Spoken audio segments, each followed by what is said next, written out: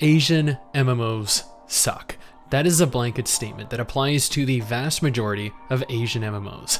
So often are these games filled with pointless, arduous grinds, exorbitant game-breaking levels of pay to win, or just a general lack of depth that you're left to wonder what goes through the heads of these developers. Have they grown so comfortable in the return on the mediocre content that they develop that they've given up their creativity as a result? Hey, my name is STIX and welcome back to the channel. If you've watched my channel for really any length of time, you would know that I love Asian MMOs, or more specifically, I love Asian games. I hyped up Lost Ark, Soul Worker, Closers, Justice Online, Blade and Soul, and a plethora of other Asian MMOs years before they were licensed for distribution in the West. So much so that people online would and continue to often refer to me as that weeb MMO guy, which, you know what, if I'm being entirely honest, isn't untrue. And it is because I have enjoyed, it is because I have focused on this subgenre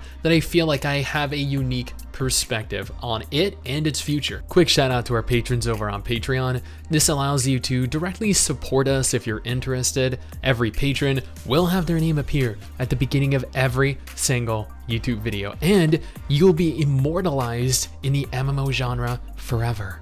Now, before we go ahead and get into why specifically Asian MMOs suck, I do want to note that Korean MMOs, that Chinese MMOs, and that Japanese MMOs all differed substantially from one another. Chinese MMOs tend to focus on hybrid action combat systems. They're often heavily inspired by Chinese culture. They have aerial mechanics. They are highly pay to win. They're filled with endless exposition. Examples of this include Revelation Online, Moonlight Blade, Swords of Legends Online, Justice Online, Swordsman Online. If I were to show you those 5 games on screen at the same time, you would struggle for a moment to discern which game is which. Korean MMOs are a little bit different. Typically, they utilize action combat systems and tend to sway towards medieval fantasy, including races like dwarves, like elves. They often present players with stunning graphics, deep, intricate character creators.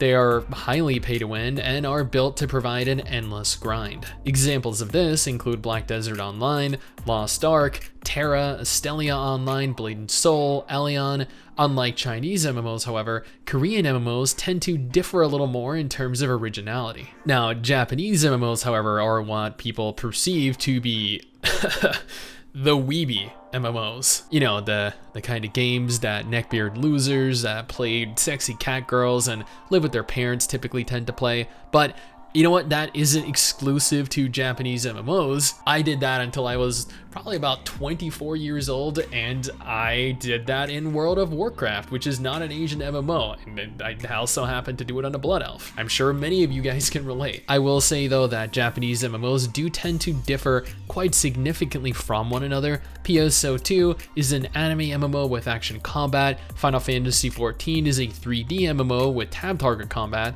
Shin Megami Tensei was an anime MMO with tab target combat that let you actually capture monsters and send them out into battle like Pokemon or Digimon. These games, other than being Japanese, share almost no similarities with one another, but at the same time, the number of Japanese MMOs are displayable in a single hand. So I guess what I mean when I say that Asian MMOs suck are more that Chinese and Korean MMOs suck. You know, if I needed to spell this out for people because it wasn't already obvious. Asian MMOs are gorgeous games. Nobody is contesting that opinion, and Asian developers themselves know exactly what we as MMO players, as gamers, want.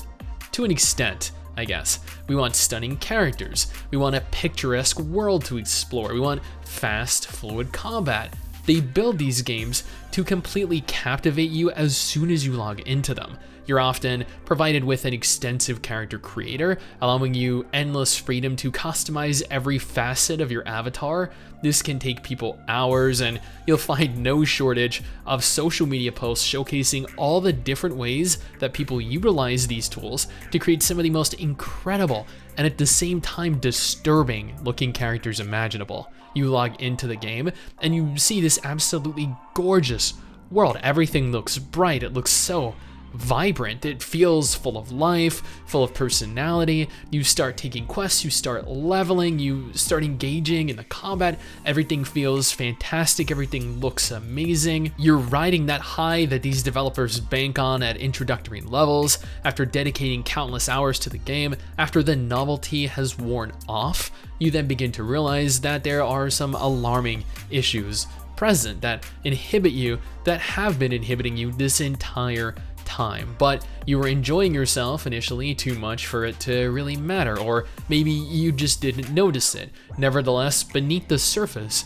of pretty much every Asian MMO lies the same ugly, the same vicious, predatory gameplay loop. Although before we get into that predatory gameplay loop, let's discuss one of MMO players' biggest gripes with Asian MMOs: gender locking. This is predominantly one of the major reasons that players are immediately turned away from playing Asian MMOs. You want to play what should be a hulking mass of testosterone wielding a 10-foot long, 200-pound battle axe? Sure, no problem. Here, go ahead and create your 3-foot little kawaii anime girl. Dude, this is 2022.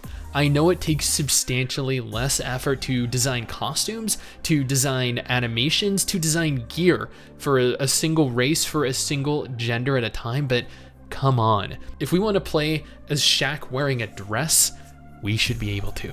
Plus, I mean, let's be honest here, Shaq would probably look amazing in a dress. I cannot express how many times people that I know back when I used to actively play Terra saw the Ninja or the Reaper classes, and immediately upon learning that you could only select Ellen as the race, Ellen being the tiny little girl race, closed out of the game and immediately went to play something else. The same thing happened with summoners in Blade and Soul, but at least in Blade and Soul you could play as both a male or a female then. Now this does lead me into my next point: an inconsistent art style. When I did my first video on Elion, the number of comments that I got complaining about the car mount that I had were numerous. I've asked around, I've read some Reddit threads, and I've learned that this is a much larger issue than I ever would have expected.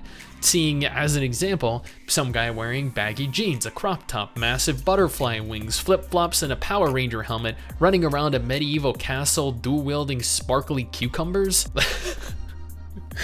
Like, I don't know, immersion is an integral part of every game, of every MMO. There's a reason, after all, that role-playing is so popular in games like Final Fantasy XIV. Breaking that immersion ruins the game for a large number of players, and not being able to consistently stick to a specific art style plays a large part in that. Next comes the issue of grinding. There's a reason the term Asian grinder is a thing. And no, before we go any further, I'm going to go ahead and state that this is not some weird ass dating site designed to hook up with Asians. Why would you guys even think that? Although, you know what? Realistically, some of you could probably use it.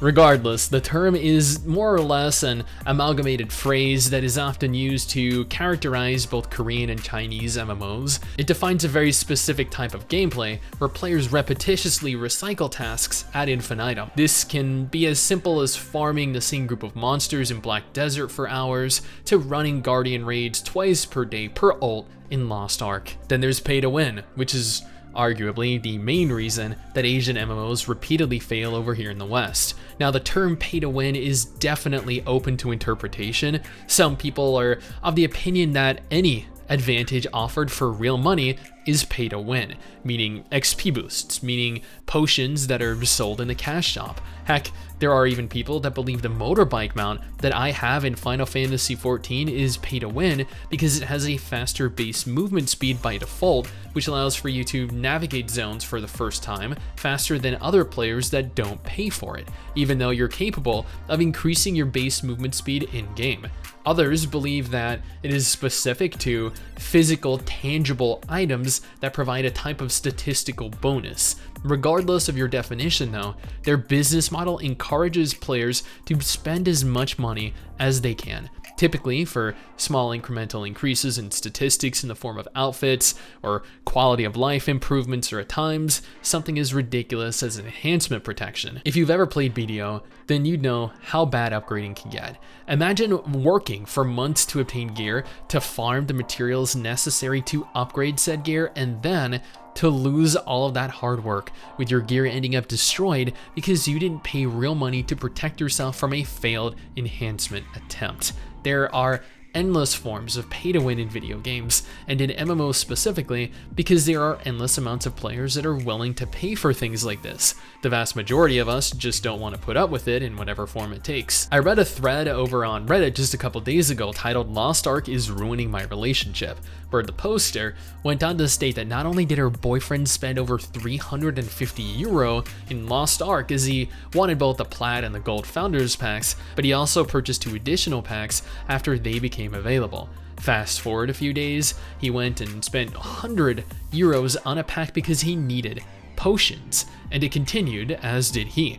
This leads me to my next point: gambling and addictions. This is why gacha games like Genshin Impact are so predatory. These packs are available, and you know what, at first glance you wouldn't think you need them until you do, at which point they'd actually become almost too difficult to resist the temptation to purchase. It's only $100 this one time. No, it's not. It's $100 this time. Who knows how much it's gonna be next time? That's what gambling is. That's what gacha games bank on. Asian MMOs, or more specifically, the developers behind Asian games in general, really understand how addiction in gamers works, and they take repeated advantage of them with predatory practices found throughout games from their respective regions. Then comes the sexualization of female characters. I know that there were people that were complaining Lost Ark's outfits weren't revealing enough, with people claiming, ew, censorship for our version of the game. But typically, the opposite opinion holds true. Look at any MMO, BDO, Terra, Blade and Soul, Elion. Female characters run around in absolutely nothing, and many men love dressing their characters up in nothing because it's the closest they're likely gonna get to seeing something akin to a real woman. Jokes aside though, I have nothing against tiny outfits that amplify characters' assets. I mean, look at the types of thumbnails that I use, right? This stuff works, this stuff sells. Yet it is one of the most mirrored complaints that resound throughout the community. And while I'm generally okay with it, Asian MMOs take things too far. Seeing Ellen, seeing Lynn running around in outfits meant for fully grown women, seeing the lolly characters in Astelia, it's disgusting. I'm actually of the firm opinion that Final Fantasy XIV handles this exceptionally well. If it's a skimpy outfit on a female, it's equally as skimpy on a male, and at times, even more so. MMO developers, I feel, have become complacent, both Eastern developers and Western. They're satisfied creating something that they know is not going to retain your average player's retention long term, something that is lacking in originality, something that is used as a means with which to milk as much money as they possibly can from their players. Asian MMOs, and more specifically, Asian games in general, as can be seen from all of the different gacha games that are making billions of dollars, have become nothing more than pretty, glorified, predatory copy-paste slot machines. All creativity has been thrown out the window. Every game that comes out both looks like and simultaneously does what every other game did.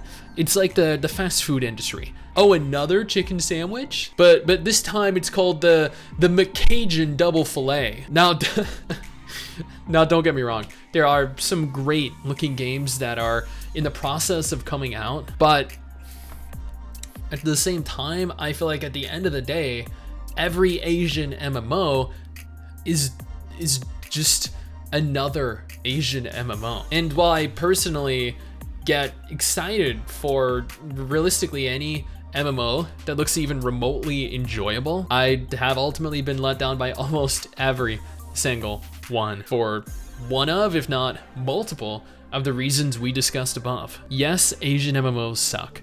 a lot of them, most of them, but that doesn't mean that Western MMOs don't suck as well. On the contrary, Western MMOs and even indie MMOs, which are handled by mostly Western developers, are just as bad, if not even worse than Asian MMOs, which is evident by the fact that, well, nobody ever wants to play them. Which, you know what, I guess is an interesting topic for another video, for another time, right?